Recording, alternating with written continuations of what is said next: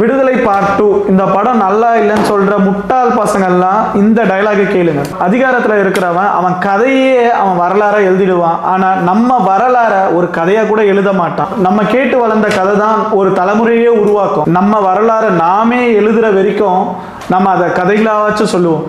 இதை தான் இந்த படத்துல சொல்றாங்க. விடுதலை 2 வாத்தியார்.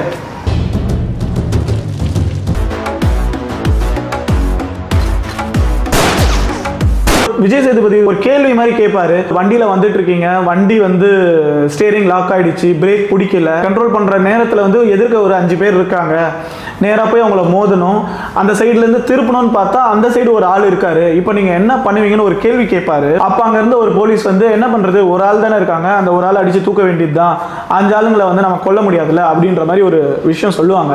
அப்போ ஒரு வீடு நல்லா இருக்கணும்னா ஒரு ஆளை பலி கொடுக்கலாம், ஒரு தெரு நல்லா இருக்கணும்னா ஒரு வீடியே பலி கொடுக்கலாம், ஒரு ஊர் நல்லா இருக்கணும்னா ஒரு தெருவையே பலி கொடுக்கலாம், ஒரு நாடு நல்லா இருக்கணும்னா ஒரு ஊரையே பலி கொடுக்கலாம். இப்படி நீங்க யோசிக்கிறது சரி நீங்க நினைக்கிறீங்கல்ல.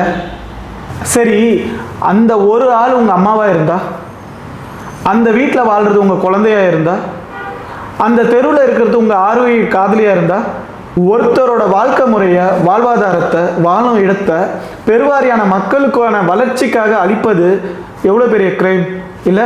புரியலையா? வேற மாதிரி சொல்கிறேன்.